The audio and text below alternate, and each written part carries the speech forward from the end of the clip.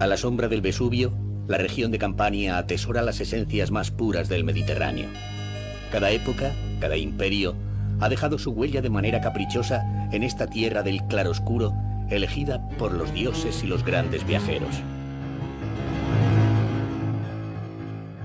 Aquí nació el turismo, el viaje por puro placer, al convertirse en el destino final del Gran Tour, iniciado por las clases altas del siglo XVIII, en busca de los hitos artísticos de la civilización europea. En torno al Golfo de Nápoles, los griegos fundaron su primera colonia en el siglo VIII a.C. y convirtieron el sur de Italia en la Magna Grecia. Su influjo todavía hoy hace diferente a la Campania.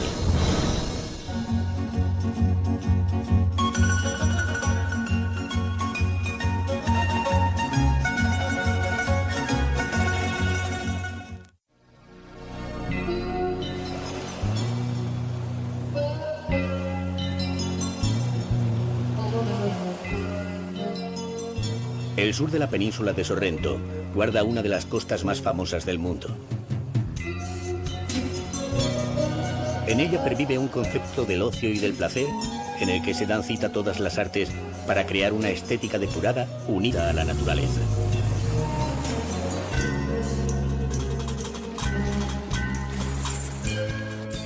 Las villas colgadas sobre el abismo ya fueron frecuentadas como lugar de descanso y recreo desde la antigüedad. Estos paisajes inspiraron o sirvieron de escenario a grandes artistas.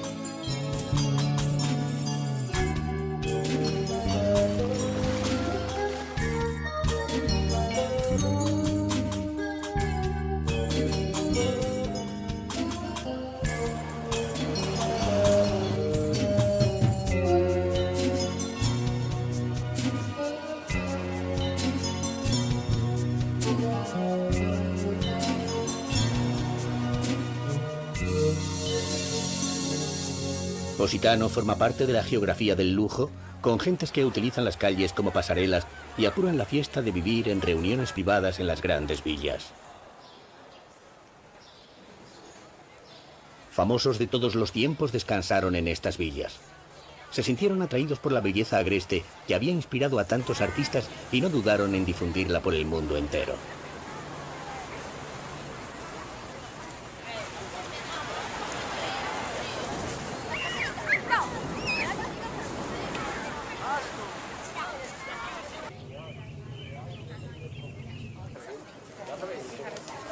Praticamente c'era la fotografia del contorno, le piccole scuole giù.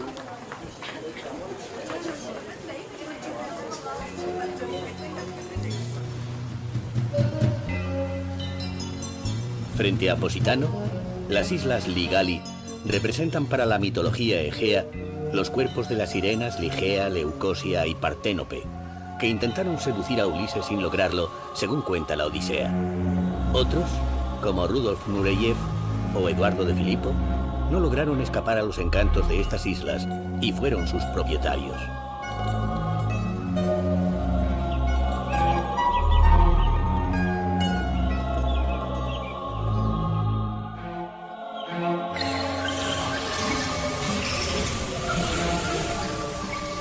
Hasta Amalfi llegaron los viajeros ilustrados y románticos del Gran Tour, que la convirtieron en una ciudad balneario. Pero la historia de Amalfi se remonta a la época bizantina, cuando fue una poderosa república de navegantes y comerciantes.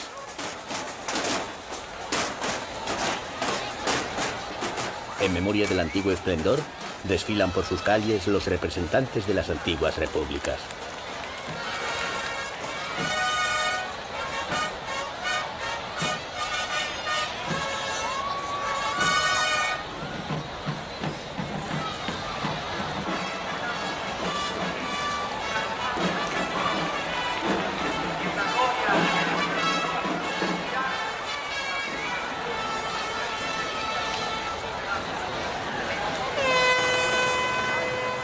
La regata histórica se celebra a la antigua usanza, frente a una costa repleta de grutas. Simboliza la rivalidad entre las repúblicas de Venecia, Génova, Pisa y Amalfi.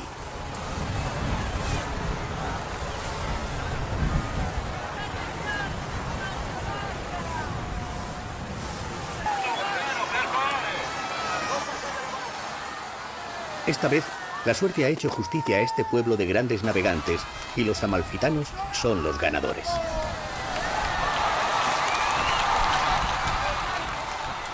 Los elevados conocimientos de navegación de esta pujante república se plasmaron en la Tábula de Amalfa, que hasta el siglo XVI fue el código de derecho marítimo que gobernó todo el Mediterráneo.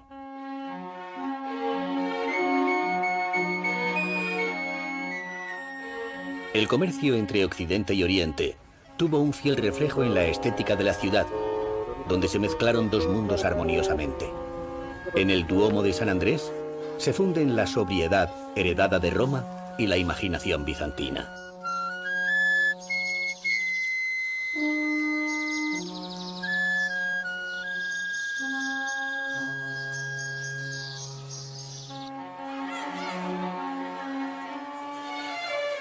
Como antaño, el viejo Amalfi se retuerce en su sinfín de callejas que son eco de la magia oriental.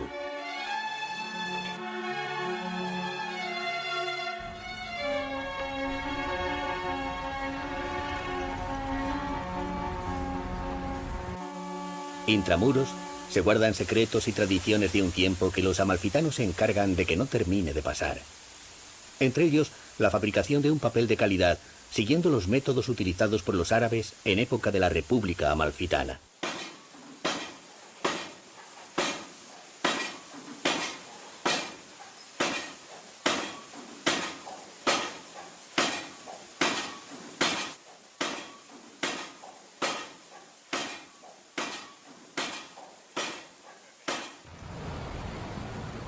A bordo de las naves también llegaron conocimientos científicos que sirvieron a Flavio Gioia para inventar la brújula.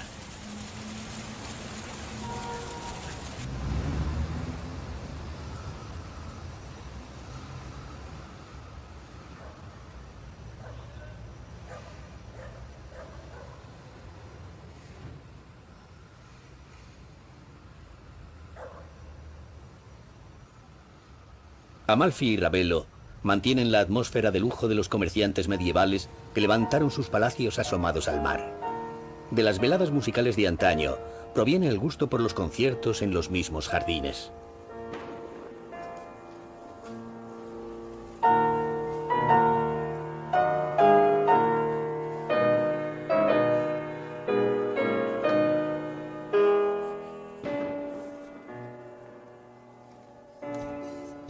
Boccaccio en el Decamerón habla de una costa marina que sus habitantes llamaban la costa de Amalfi, llena de pequeñas ciudades, de jardines y de fontanas, entre las cuales ciudades dichas hay una llamada Ravello.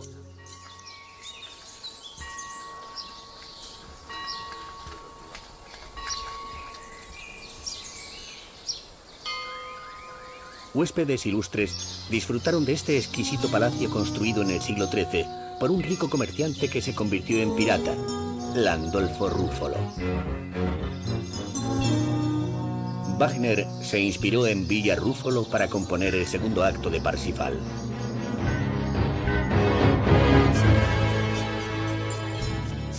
Otra de las grandes villas, el Palacio Sasso, convertido en hotel, recrea los tiempos en los que los viajeros decimonónicos descansaban en Ravello, después de realizar el Gran Tour a través de Italia.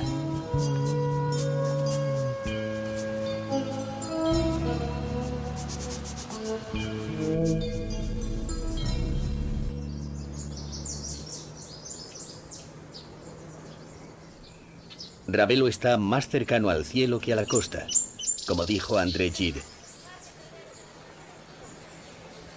En la cima de la montaña se alza desde el siglo XI el Duomo. Sus fabulosas puertas de bronce del siglo XII dan paso al arte sacro atesorado por la familia Ruffolo.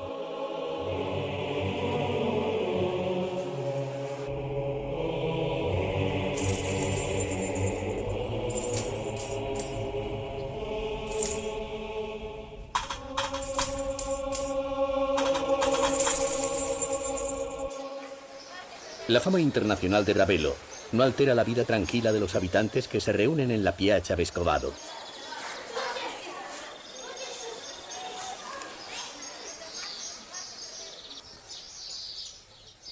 Frente al Golfo de Salerno y el Cabo de Orso, se asoma la terraza de Villa Cimbrone al infinito marino, entregando a los amantes un lugar para soñar, como lo hicieran Greta Garbo o el presidente Kennedy.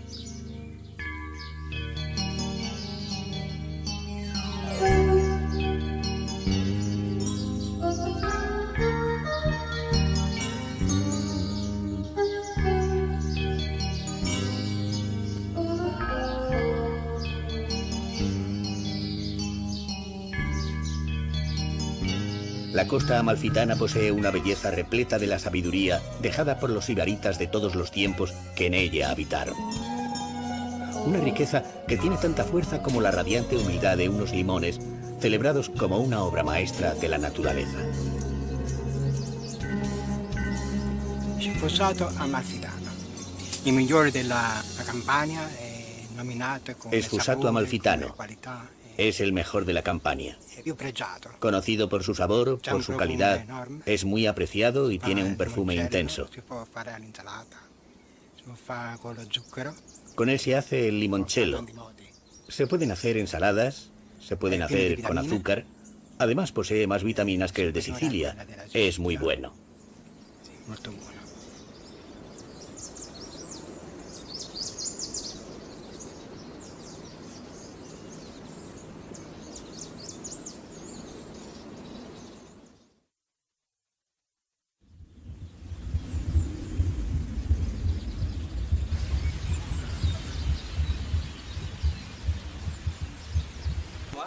Un cinturón de volcanes rodea el Golfo de Nápoles. Además del Vesubio, los campos flegreos también reciben la visita de los viajeros deseosos de asomarse a la Solfatara, que en realidad es el cráter de un volcán del que surgen los chorros de vapores sulfurosos a altas temperaturas.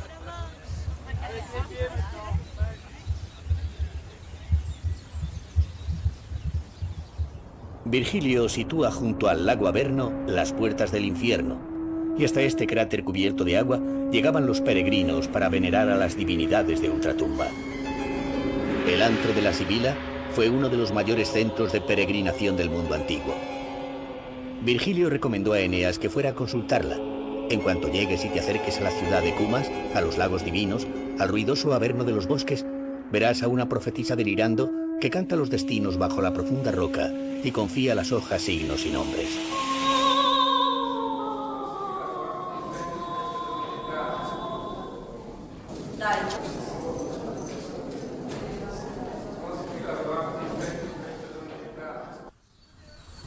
Desde Cumas, la primera colonia fundada por los griegos, se produjo una helenización tan profunda del sur de Italia que los napolitanos se sintieron herederos directos de la Magna Grecia.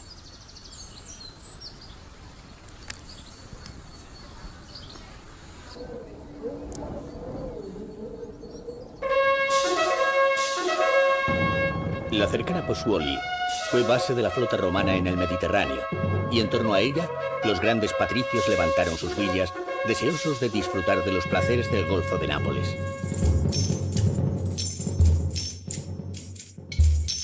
Los restos del Macellum, el mercado público, son testigos del bradisismo, la subida y bajada del suelo provocada por el vulcanismo de la zona.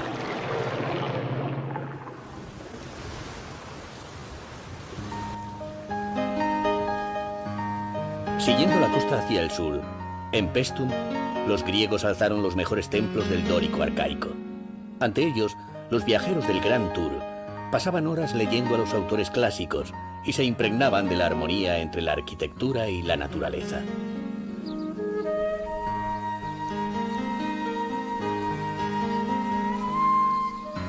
Paestum impresionó profundamente a Goethe, que descubrió en estos templos el emblema de la cultura occidental.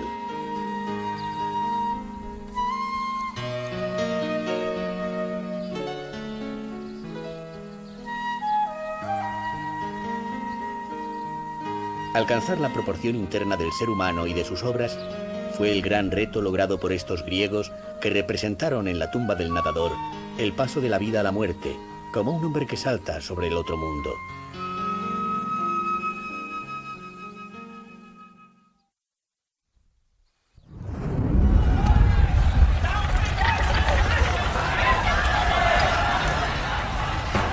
Pompeya no fue destruida. sino enterrada por una capa de cenizas y escorias de 7 metros de espesor, provocada por la violenta erupción del Vesubio, un 24 de agosto del año 79 después de Jesucristo. Sus 20.000 habitantes no sospecharon nunca del peligro que les acechaba, ya que ni tan siquiera sabían que sus casas se levantaban a las faldas de un volcán.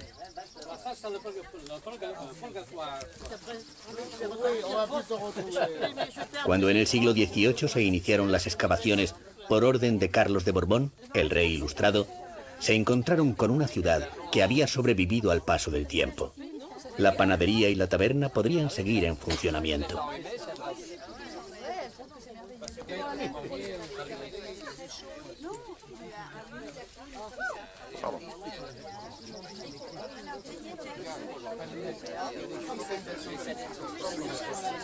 Los enigmas de la antigüedad grecolatina iban descifrándose con cada hallazgo. Este proceso culminó al sacar a la luz auténticas obras maestras de la pintura campana, de la que apenas se tenía conocimiento. En los muros de la Villa de los Misterios se representan diferentes escenas de la ceremonia de iniciación al culto dionisíaco, muy difundido en Pompeya.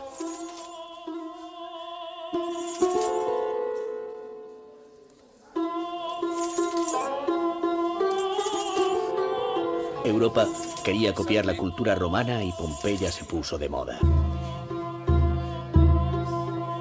El asombro de las excavaciones pompeyanas no solo provocó un auténtico movimiento turístico para conocer las ruinas, también surgió un nuevo estilo en la decoración, en los muebles, en los vestidos de las mujeres, en las joyas, en los peinados.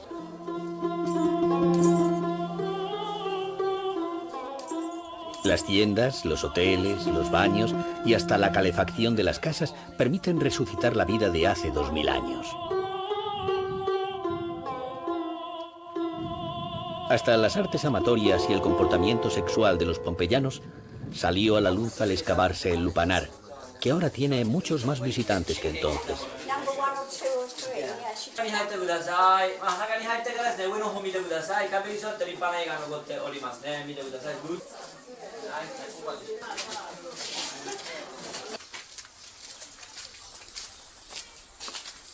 El visitante puede imaginar a los actores recitando en el teatro, a los comerciantes vociferando en las calles repletas de gente, o a la multitud cuando rugía en el anfiteatro ante la valentía de los gladiadores.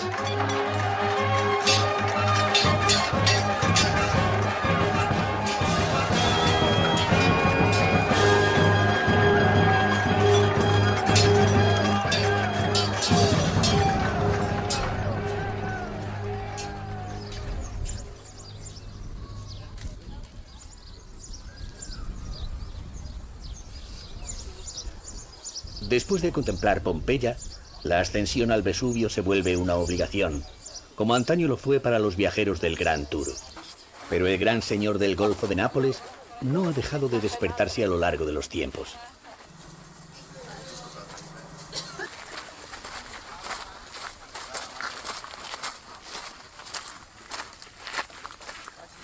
El Vesubio está en estado de reposo desde 1944, aunque es un volcán activo y peligroso, y cuando empezará otra vez su actividad dará bastantes señales con cierta antelación. Se espera el tiempo suficiente para poder poner en marcha el plan de evacuación general de toda la zona del Vesubio, que incluye 800.000 personas, y para eso hay una red del observatorio vesuviano que se encarga de detectar esos parámetros.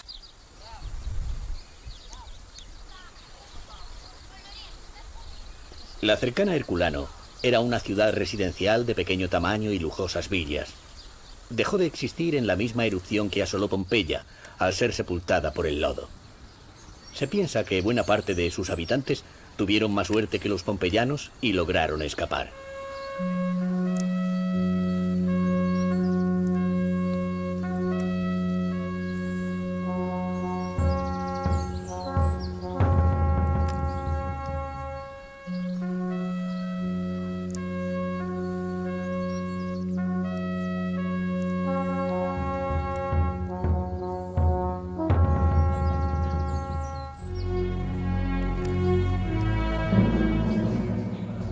Las ruinas de Herculano informan con más detalle de la tipología de las casas, que pervive en numerosas localidades del Mare Nostrum. Incluso se han conservado elementos de madera que en Pompeya desaparecieron.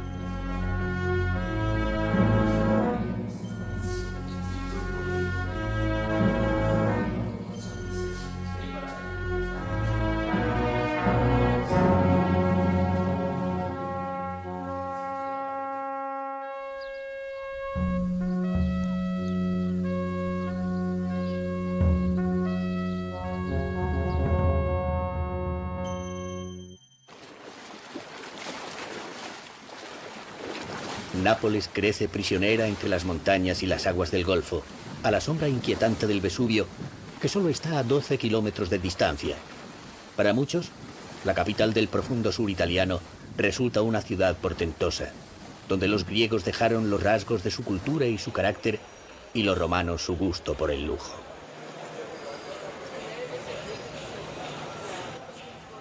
Se ha dicho que Nápoles es un teatro, y se podría añadir que con sabor propio. Su principal actor es Polichinella, especie de alter ego repleto de contradicciones, romántico, tramposo y cómico. El sabor es el de la pizza margarita, con los colores italianos en honor a una reina.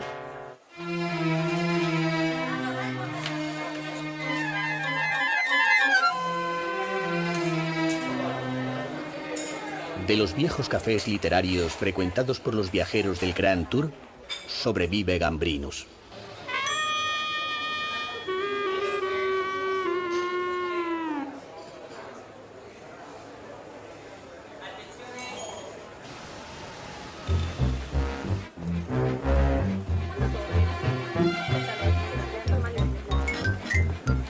Pero si existe una pasión napolitana, esta es el canto. Los musicólogos calculan que existen 20.000 canciones tradicionales, y la ópera es un espectáculo popular. Por eso Carlos III mandó construir durante su reinado en Nápoles, antes de convertirse en el rey ilustrado de España, un teatro que no tuviese rival. En 1737 abría sus puertas el Teatro de San Carlo, el mayor de su época.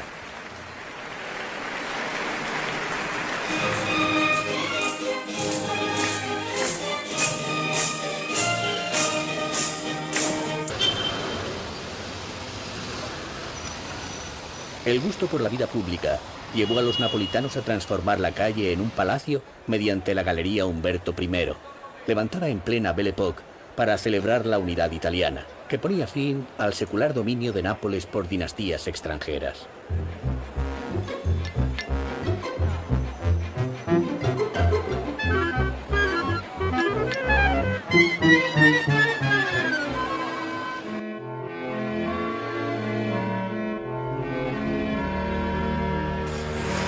El Castelnuovo, de origen angevino, fue reconstruido por la Casa de Aragón cuando Nápoles entra en la esfera de influencia española, que duró 400 años.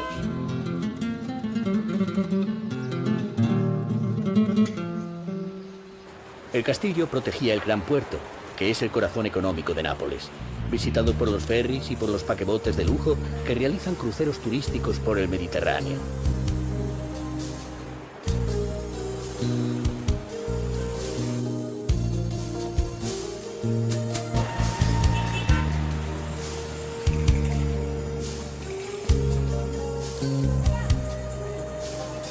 El Palacio Real, mandado construir por los virreyes españoles, se abre a la plaza del plebiscito.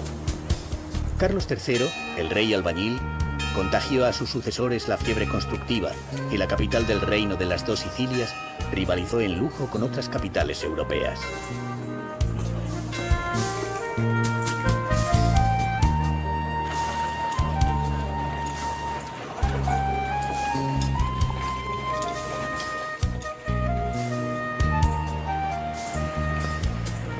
La iglesia de San Francesco di Paola, inspirada en el Panteón de Roma, muestra que el esplendor de Nápoles está unido al esplendor de los Borbones.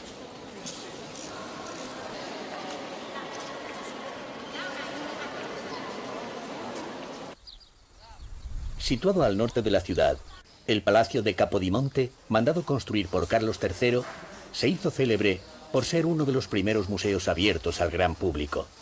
Sus salas guardan una importantísima selección de pinturas de las colecciones borbónicas.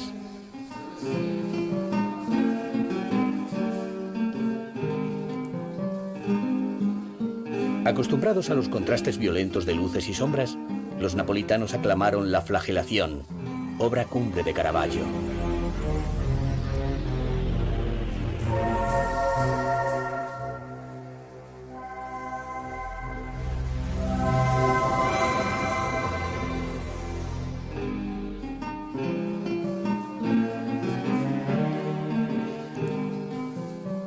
Los retratos del Papa Paulo III, pintados por Tiziano, integra la excepcional colección de pintura europea de Capodimonte.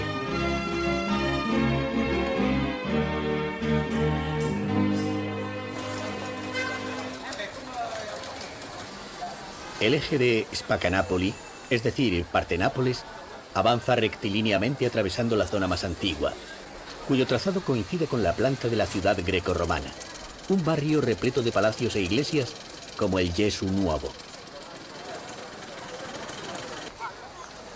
Es el corazón antiguo y sinuoso donde perdura la vida popular que ha inspirado tantas novelas y largometrajes del neorrealismo.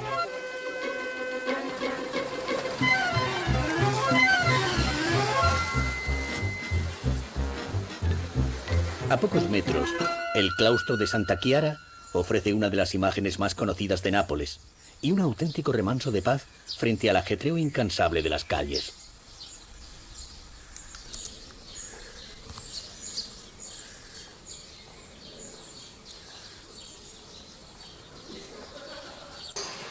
En Nápoles surgieron los belenes en el siglo XIV, inspirados en los nacimientos vivientes de San Francisco. Una delle tradizioni più antiche di Napoli è quella di fare i pastori. I pastori sono Los pastores son todos aquellos que se presentan ante el pesebre, la Virgen y San José, pero existe una gran variedad de personajes. Ahora se hacen pastores inspirados en personajes modernos. La última creación es la del propio Clinton.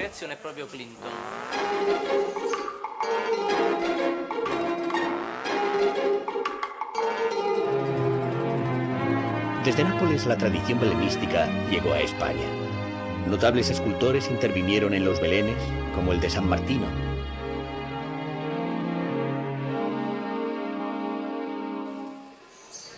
En San Gregorio Armeno, la riqueza se vuelve arte.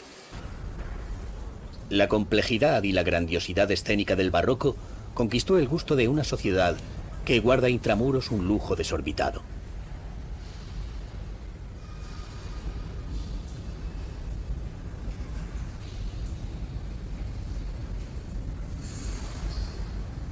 El viajero podría estar años visitando iglesias y conventos y no terminar.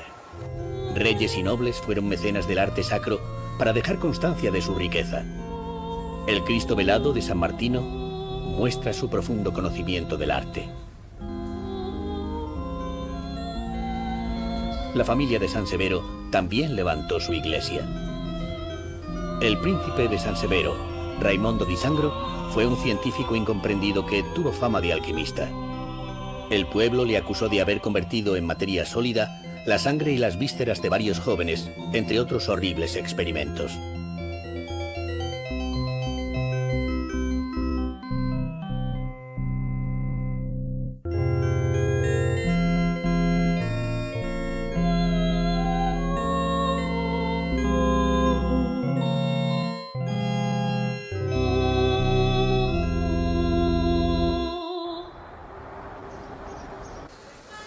Un sinfín de obras de reconstrucción intentan paliar 50 años de abandono. Afirman que si queda tanto resplandor, debe ser por un milagro de San Genaro, al que se venera en la catedral por el prodigio de la licuación de su sangre y por salvar a la ciudad del Vesubio.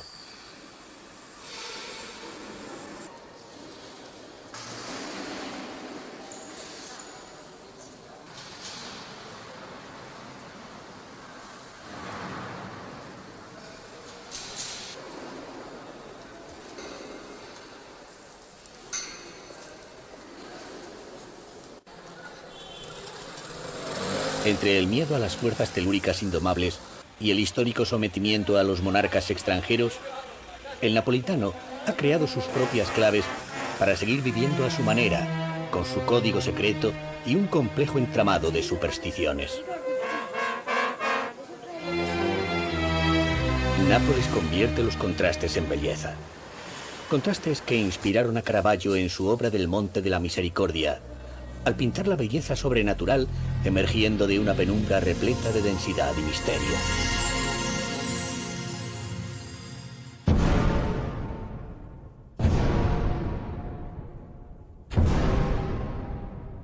La Vía Toledo fue trazada por el virrey español en 1532, entre la urbe antigua y los llamados barrios españoles.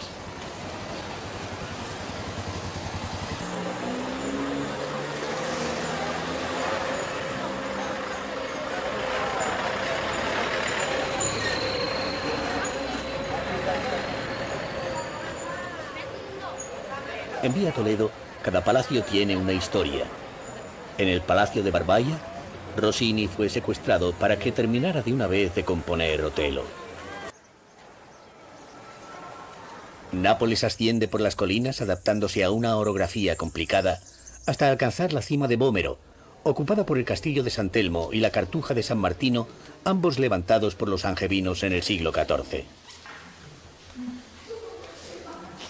La Cartuja fue remodelada y decorada hasta convertirse en un paradigma del barroco, con obras maestras como el Descendimiento o el San Sebastián de Ribera.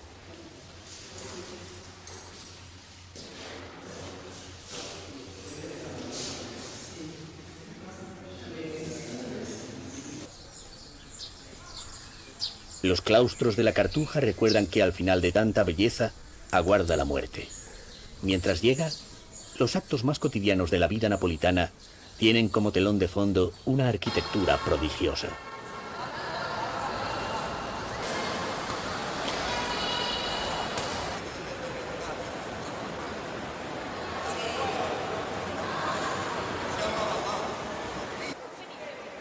El Museo Arqueológico Nacional posee la mayor riqueza de obras de la antigüedad clásica al reunir las colecciones heredadas por Carlos III de su madre, Isabel de Farnesio, con los tesoros de la Italia meridional.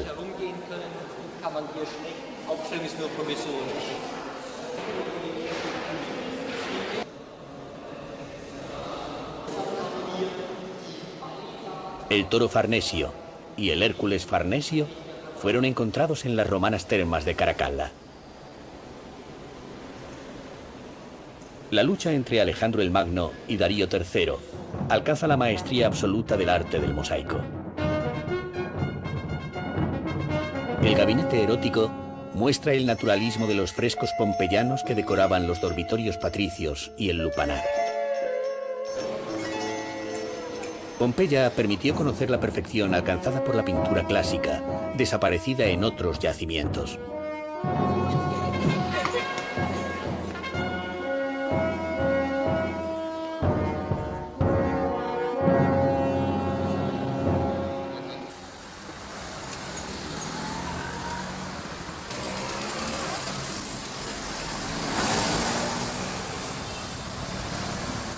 La elegancia de la sociedad pompeyana pervive en torno al corso Humberto I.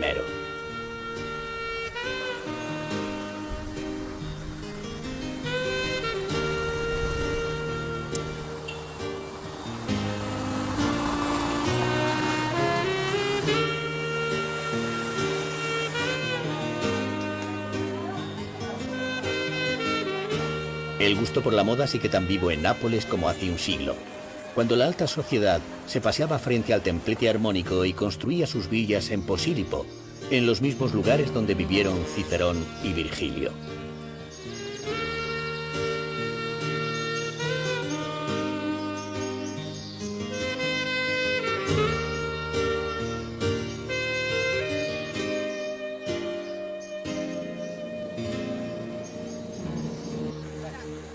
La noche tiene su escenario junto al Castel de Lobo. La leyenda cuenta que el poeta Virgilio guardó en una cámara secreta un huevo mágico que, si se rompía, sucedería una terrible desgracia. Solo en Nápoles se puede creer que el porvenir de una ciudad es tan frágil como un huevo.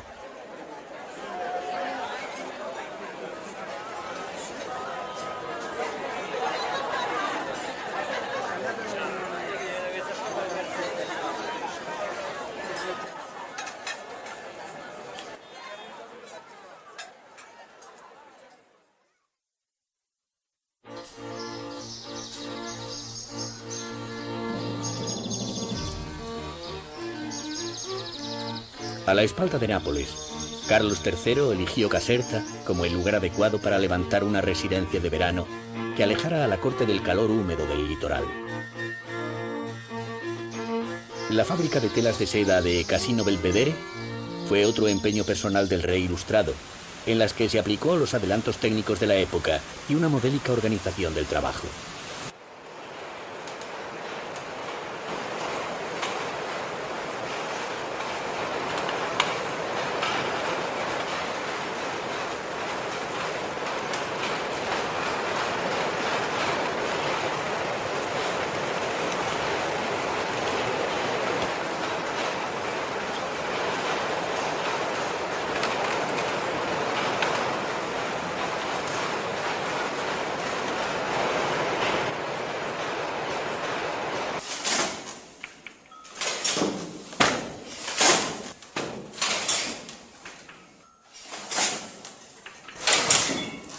El telar todavía sigue en movimiento, igual que lo hacía entonces para fabricar las sedas que decoran el palacio. El arquitecto Luigi Vanvitelli comenzó en 1752 a construir un nuevo Versalles, que le abrió las puertas de la historia de la arquitectura. En él realizó una unión perfecta entre el exterior neoclásico y el interior barroco, que alcanza su plenitud en el Salón de Alejandro el Magno.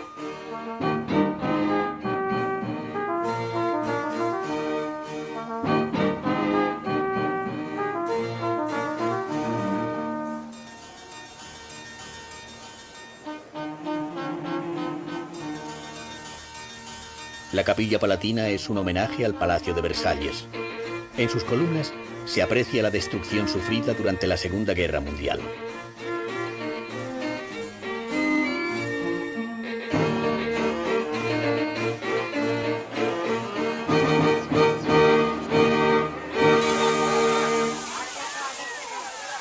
El gusto barroco por las grandes perspectivas se desarrolla en el jardín, con fuentes monumentales repletas de esculturas mitológicas que remataban grandes avenidas, como la fuente panorámica que parte de la fachada posterior del palacio.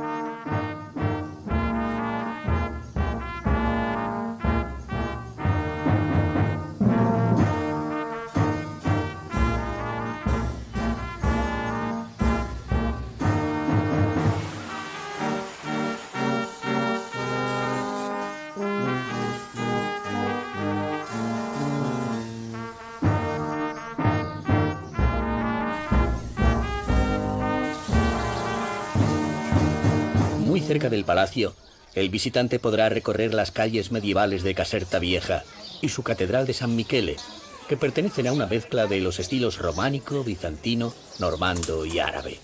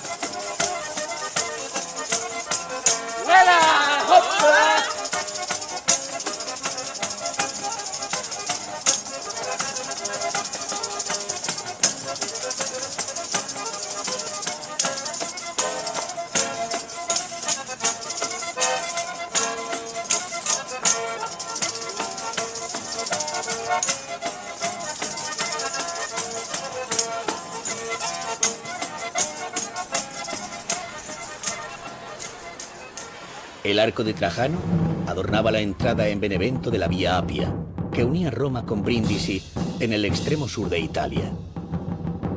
Sus fabulosos frisos, realizados en el 144 después de Cristo, exaltan el triunfo y la generosidad del emperador.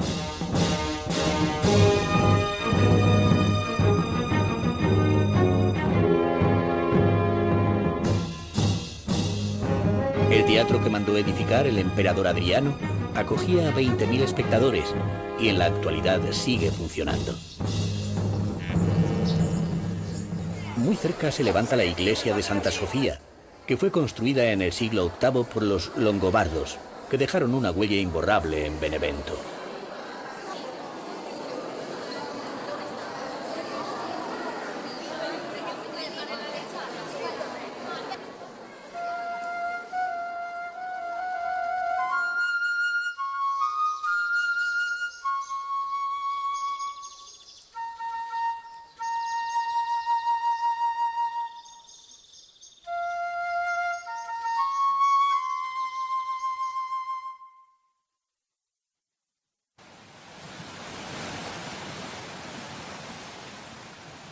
El Vesubio, el gran señor oscuro, impone su dominio en el Golfo de Nápoles, donde las islas de Procida e Ischia también son hijas de los movimientos telúricos. Basta una pequeña lengua de mar para que en Procida se haya salvado la vida tradicional del Golfo. En sus muelles, frente al cabo Miseno, los pescadores faenan ajenos a las prisas de Nápoles. Precisamente es esta calma la que atrae a los viajeros, igual que hace más de 2 siglos cuando la aristocracia veraneaba en Procida. Por la autenticidad del ambiente rural, la isla de Procida sirvió de escenario para el largometraje El cartero y Pablo Neruda.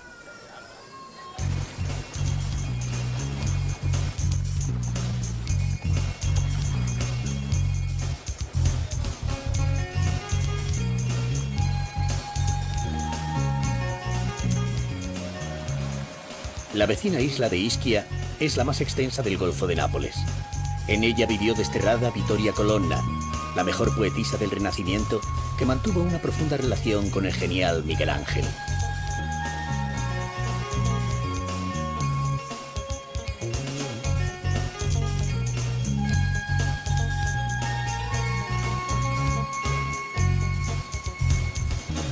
Los cráteres, las torturadas costas volcánicas y la actividad termal son atractivos para el turismo que ha comenzado a colonizar Ischia.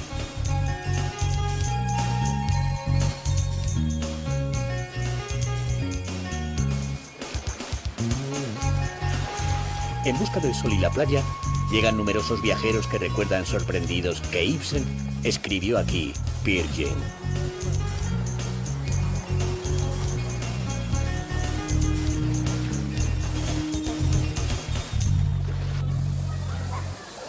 La abundancia de aguas termales propicia una intensa actividad balnearia que con fines terapéuticos se desarrolla en centros termales como el de Poseidón.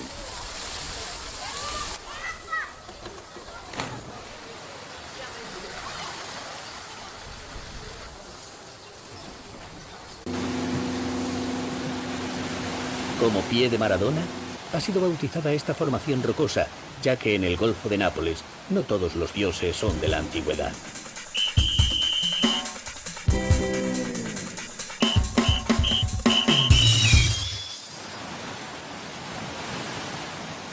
El descubrimiento de rincones solo accesibles por mar es una invitación para que el viajero se embarque.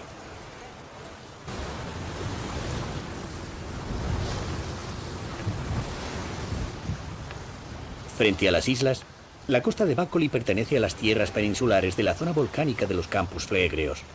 En este litoral, desde Bahía a Bacoli y Miseno, se alzaban las grandes villas del centro de veraneo más famoso del Imperio Romano.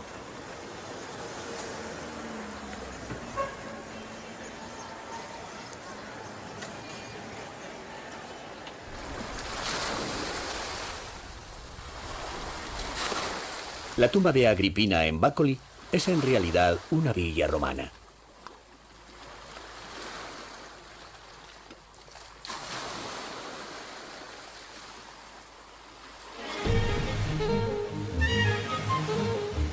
Incesantes, los ferries unen las poblaciones del Golfo de Nápoles, cruzándolo rápidamente para llegar a Sorrento.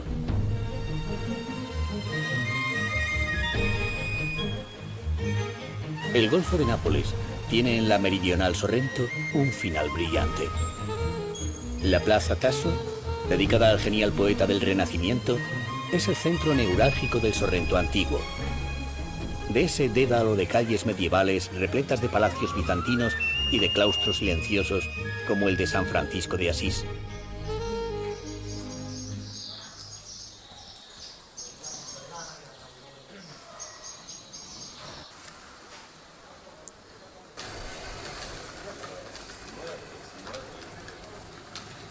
También conserva monumentos tan curiosos como el Sedile Dominova, la única logia del Renacimiento que ha sobrevivido en Campania.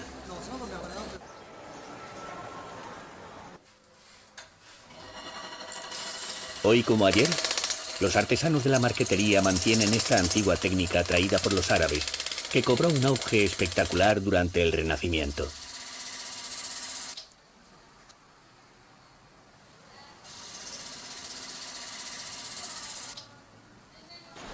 El gran Caruso, desde el mayor hotel de Sorrento, ejerció de anfitrión de numerosos famosos.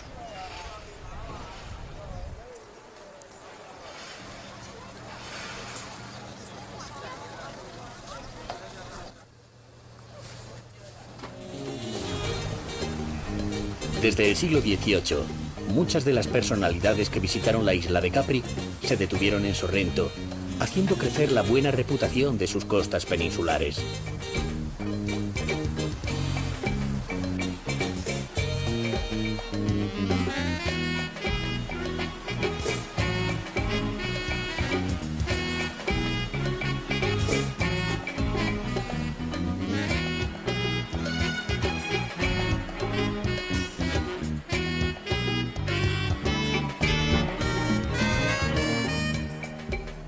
Al atardecer, se deja sentir el sabor irrepetible de Sorrento.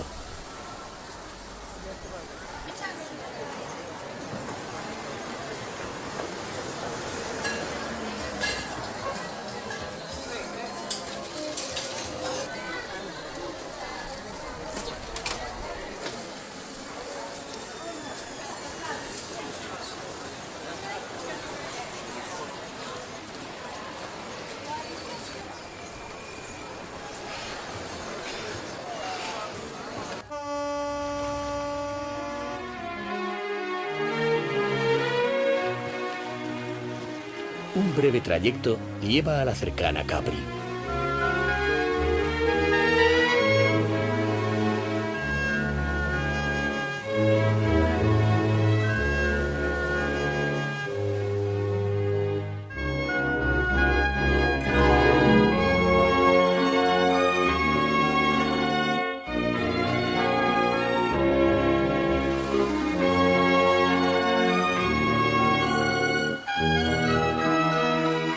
Capri siempre fue atractivo para los famosos. El que más contribuyó a darle celebridad en el siglo pasado fue el médico sueco Axel Munthe, que publicó en 1928 un libro titulado Historias de San Michele, en el que cuenta su vida en la villa de San Michele, alzada sobre un antiguo palacio romano.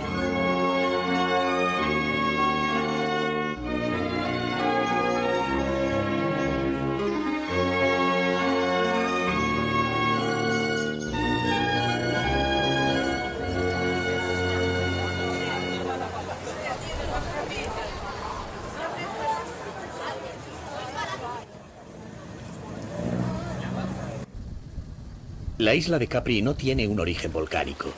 Sus costas caen a pico sobre un mar muy profundo, abriéndose en 65 grutas. Pero tan solo una ha alcanzado la celebridad, la Gruta Azul.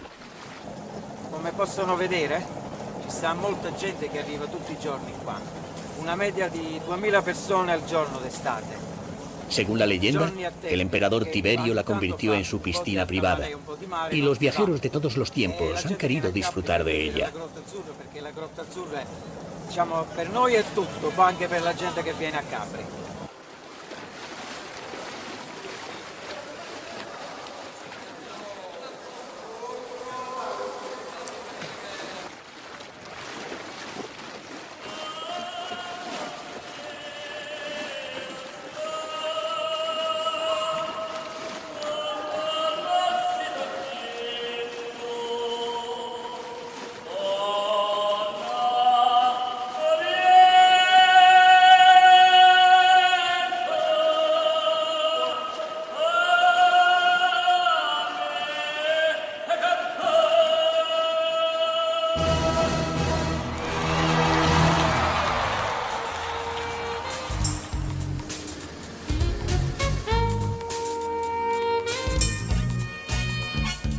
En un principio, Capri estaba unida a la costa italiana y en una de las grandes convulsiones geológicas que azotaron al Golfo de Nápoles, quedó sumergida en el mar, aflorando solo la parte que conocemos.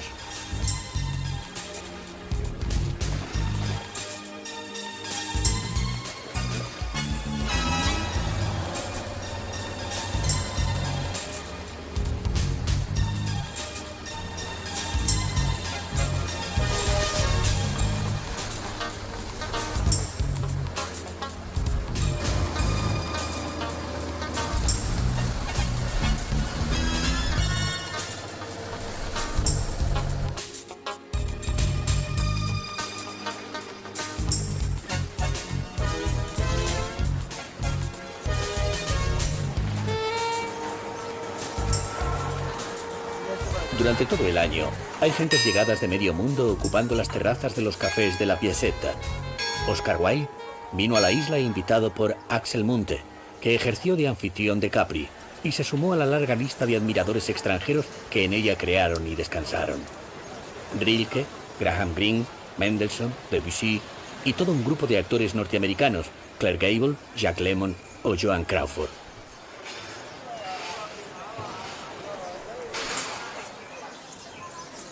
El aroma de limón que impregna las calles de Capri ha inspirado a un delicado perfume. Desde el mirador, la vía Krupp baja sinuosa recordando a Friedrich Alfred Krupp, que se suicidó en este mismo lugar, al haber sido acusado de realizar auténticas orgías. Las caprichosas villas se asoman al vacío. Entre ellas se encuentra un curioso monumento dedicado a Lenin, que fue a visitar a Máximo Gorki, exiliado en Capri, para preparar la Revolución Rusa.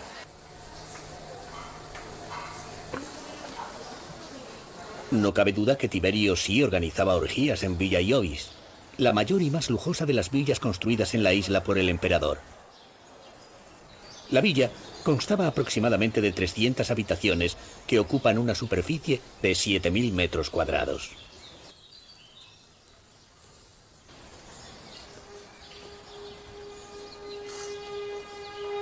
Anacapri resulta un escalón más hacia las alturas. El lujo de sus comercios y de sus villas de millonarios también asciende día a día. Y la iglesia de San Michele, con su extraordinario suelo de azulejos en el que se representa la expulsión del paraíso de Adán y Eva.